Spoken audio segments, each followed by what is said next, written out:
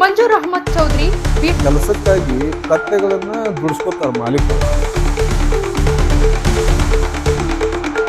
ಒಂದು ಕತ್ತೆಗೆ ಸುಮಾರು ಒಂದು 50-60 ಇಟ್ಟಂಗಿಗಳನ್ನ ಸಾಲು ಹಾಕಿ ಅವು ಒಂದು ಇನ್ನೊಂದು ದಡ ಸೇರುವಂಗೆ ಮಾಡ್ತಾರೆ. ಪೂರ್ಣವಾಗಿ ಪ್ರಾಣಿಗಳ ಮೇಲೆ ಒಂದು ಮಾನಹಾನಿಯನ್ನು ಮಾಡ್ತಾರೆ ಅವರು. ತಾಲೂಕಾ ಆಡಳಿತ ಇವ್ರ ಮೇಲೆ ಸಂಪೂರ್ಣವಾಗಿ ಕ್ರಮ ಕಾನೂನು ಕೈಗೊಳ್ಬೇಕು. ಇಟ್ಟಿಗೆ ಬಟ್ಟಿಗಳಲ್ಲಿ ಕತ್ತೆಗಳಿಗೆ ನರಕ ದರ್ಶನ, ಕತ್ತೆ ಮೇಲೆ ಭಾರವಾದ ಇಟ್ಟಿಗೆಗಳನ್ನು ಹೇರಿ ಸಾಗಾಣಿಕೆ, ಇಟ್ಟಿಗೆ ಗೂಡು ಕಟ್ಟಲು ಕತ್ತೆಗಳ ಮೂಲಕ ಇಟ್ಟಿಗೆ ಸಾಗಾಣಿಕೆ, ಕತ್ತೆಗಳ ತೊಡೆ ಭಾಗದಲ್ಲಿ ಹಗ್ಗದಿಂದ ಬಿಗಿದ ಪರಿಣಾಮ ಗಾಯ, ರಕ್ತ ಬರುತ್ತಿದ್ದರೂ ಇಟ್ಟಿಗೆ ಸಾಗಾಣಿಕೆ, ಇಟ್ಟಿಗೆ ಬಟ್ಟಿಗಳಲ್ಲಿ ಕತ್ತೆಗಳಿಗೆ ಚಿತ್ರಹಿಂಸೆ, ಜಂಬಗಿ ಗ್ರಾಮದ ಬಳಿ ಇರುವ ಇಟ್ಟಿಗೆ ಬಟ್ಟಿಗಳು.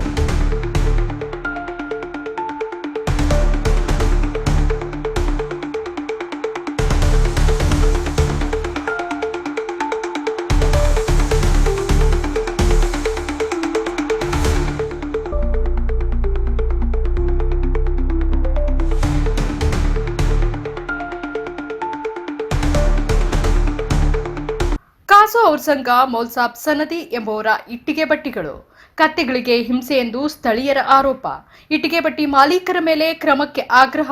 ಬಾಗಲಕೋಟೆ ಜಿಲ್ಲೆ ಜಮಖಂಡಿ ತಾಲೂಕಿನ ಜಂಬಗಿ ಗ್ರಾಮ. ಜಮಖಂಡಿ ತಾಲೂಕಿನ ಸುತ್ತಮುತ್ತಲ ಗ್ರಾಮ ಪ್ರದೇಶದೊಳಗೆ ಅನಧಿಕೃತವಾಗಿ ಇಟ್ಟಂಗಿ ಬಟ್ಟಿಗಳು ಸುಮಾರು ಒಂದು 100 ಕಂಡು ಬರ್ತಾವ. ಅವು ಸಂಪೂರ್ಣವಾಗಿ ಅನಧಿಕೃತಗಳದಾವ, ಏನು ಕಾನೂನಿನ ಮಾನ್ಯತೆ ಇಲ್ಲ ಅವಕ್ಕೆ. ಅಲ್ಲಿ ಏನು ಮಾಡ್ತಾರಂದ್ರೆ ತಮ್ಮ ಕೆಲಸಕ್ಕಾಗಿ ಕತ್ತೆಗಳನ್ನ ದುಡಿಸ್ಕೊತಾರ ಮಾಲೀಕರು.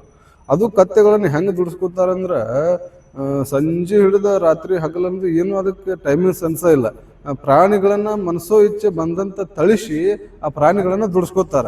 ನಮ್ಮ ಸಂವಿಧಾನದ ಪ್ರಕಾರ 1960 ಕಾಯ್ದೆ ಏನು ಭಾರತದ ಸಂವಿಧಾನದ ಅಡಿಯಲ್ಲಿ ಬರ್ತಕ್ಕಂಥ ಪ್ರಾಣಿ ಹಿಂಸೆ ತಡೆ ಕಾಯ್ದೆ ಪ್ರಕಾರ ಪ್ರಾಣಿಗಳನ್ನ ದುಡಿಸ್ಕೊಳ್ಳೋದು, ಪ್ರಾಣಿಗಳಿಗೆ ಹಿಂಸೆ ಕೊಡೋದು, ಪ್ರಾಣಿಗಳನ್ನು ಹಸಿವಿನಿಂದ ಬಳಲಿಸುವುದು, ಪ್ರಾಣಿಗಳ ಮೇಲೆ ಸಾಲವನ್ನು ಪಡೆಯೋದು ಇವೆಲ್ಲವೂ ಸಂಪೂರ್ಣವಾಗಿ ನಿಷಿದ್ಧವಾಗೈತೆ ಕಾನೂನು ಪ್ರಕಾರ.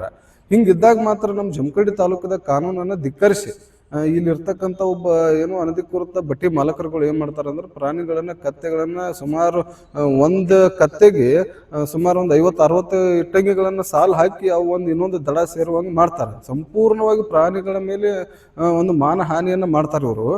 ಅದಕ್ಕೆ ನನ್ನ ಆಗ್ರಹ ಏನೈತೆ ಅಂದ್ರೆ ಫಸ್ಟ್ ಆಫ್ ಆಲ್ ಇವರು ಇಟ್ಟಂಗಿಗಳು ಏನು ಬಟ್ಟಿಗಳು ಅದಾವಲ್ಲ, ನಮ್ಮ ಜಮಖಂಡಿ ತಾಲೂಕಾ ಆಡಳಿತ ಇವ್ರ ಮೇಲೆ ಸಂಪೂರ್ಣವಾಗಿ ಕ್ರಮ ಕಾನೂನು ಕೈಗೊಳ್ಬೇಕು.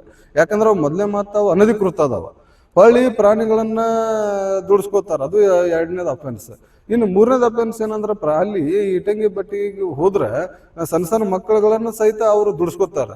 ಇನ್ನು ಬಾಲ ಕಾರ್ಮಿಕ ಪದ್ಧತಿ ಒಳಗೆ ಅದು ಸಹ ನಿಷಿದ್ಧವಾಗತ್ತೆ. ಏನು 18 ವಯಸ್ಸು ಇರ್ತಕ್ಕಂಥ ಒಳಗಿನ ಮಕ್ಕಳನ್ನ ದುಡಿಸ್ಕೊಳ್ಳುವಂಗಿಲ್ಲ. ಆದರೂ ಈ ಇಟ್ಟಂಗಿ ಬಟ್ಟಿ ಮಾಲಕರು ಸಣ್ಣ ಹುಡುಗರು ಸಹ ಜೀತದಾಳಾಗಿ ದುಡಿಸ್ಕೋತಾರ. ನಮ್ಮ ಸಂವಿಧಾನದ ಪ್ರಕಾರ ಜೀತದಾಳನೂ ಮುಕ್ತ ಐತಿ, ಏನು ಜೀತವನ್ನು ಇಟ್ಕೊಳ್ಳುವಂಗಿಲ್ಲ. ಆದ್ರೆ ಈ ಇಟ್ಟಂಗಿ ಬಟ್ಟಿ ಮಾಲಕರು ಏನು ಮಾಡ್ತಾರೋ ವರ್ಷಕ್ಕೆ ಇಂತಿಷ್ಟು ಕೊಡ್ತೀವಿ ಅಂತೇಳಿ ಹಗಲ ರಾತ್ರಿ ಏನಿದೆ ಅವ್ರಿಗೇನು ಟೈಮಿಂಗ್ ಸೆನ್ಸ್ ಇಲ್ಲ. 8 ಅವರ್ ಡ್ಯೂಟಿಯನ್ನು ಅವ್ರು ಫಾಲೋ ಅಪ್ ಮಾಡಂಗಿಲ್ಲ. ಹಗಲ ರಾತ್ರಿ ಅಂತ ಇಟ್ಟಂಗಿ ಬಟ್ಟಿ ಮಾಲಕರು ದುಡಿಸ್ಕೋತಾರ ಅವ್ರನ್ನ. ಏನು ಸಂಪೂರ್ಣವಾಗಿ ನಮ್ಮ ಜಮಖಂಡಿ ತಾಲೂಕಿನಾದ್ಯಂತ ಹಿಂಗೆ ಅನಧಿಕೃತ ಇಟ್ಟಂಗಿ ಬಟ್ಟಿಗಳನ್ನ ಜಪ್ತ್ ಮಾಡ್ಬೇಕು ಇಲ್ಲಿರ್ತಕ್ಕಂಥ ತಾಲೂಕು ಆಡಳಿತ ಮತ್ತು ಜಿಲ್ಲಾಡಳಿತ ಮತ್ತು ಪೊಲೀಸ್ ಇಲಾಖೆಯವರು. ಇಲ್ಲಂತರೂ ನಾ ವೈಯಕ್ತಿಕವಾಗಿ ಹೇಳ್ತೀನಿ, ನಮ್ಮ ಜಮಖಂಡಿ ಒಳಗೆ ತಾಲೂಕು ಆಡಳಿತ ಅಂತೂ ನರಸತ್ತು ಹೋಗೈತಿ. ಇಲ್ಲಿ ಎಷ್ಟು ಕಣ್ಣು ಮುಂದೆ ಅನ್ಯಾಯ, ಅತ್ಯಾಚಾರ, ಅಕ್ರಮಗಳು ಅದಾವ. ಅವೆಲ್ಲವನ್ನು ನೋಡಿ ಸಹ ನಾವು ಎಚ್ಚರಿಸ್ತೀವಿ ಅವ್ರಿಗೆ. ನೋಡ್ರಿ ಇಂಥಲ್ಲೆಲ್ಲ ಹಿಂಗೆ ನಡೆಯಾಕತ್ತೈತಿ, ನೀವು ಹೋಗ್ರಿ ಇಲಾಖೆಯವ್ರು ಕ್ರಮ ಕೈಗೊಳ್ರಿ ಅವ್ರ ಮೇಲೆ ಅಂದ್ರೆ ಅದನ್ನೊಂದು 2 ದಿನ ಫಾಲೋ ಅಪ್ ಮಾಡ್ತಾರೆ ಇವ್ರು ನಮ್ಮ ಜಮಖಂಡಿ ಅವರು.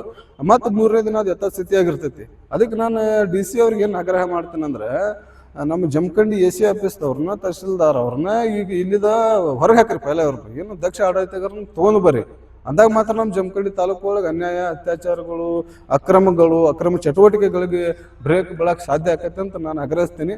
ಕೂಡಲೇ ಇಟ್ಟಂಗಿ ಬಟ್ಟಿ ಮಾಲೀಕರು ಮತ್ತು ಇಟ್ಟಂಗಿ ಬಟ್ಟಿಗಳ ಮೇಲೆ ಕ್ರಮ ಕೈಗೊಳ್ಳದೆ ಹೋದ್ರೆ ತಾಲೂಕು ಆಡಳಿತದ ಮುಂದೆ ನಾವು ಬೃಹತ್ ಧರಣಿಯನ್ನು ಮಾಡ್ತೀವಿ ಅಂತ ಹೇಳಿ ನನ್ನ ಭೀಮ್ ಆರ್ಮಿ ಸಂಘಟನೆ ವತಿಯಿಂದ ನಾನು ಎಚ್ಚರಿಸ್ತಾ ಇದ್ದೀನಿ.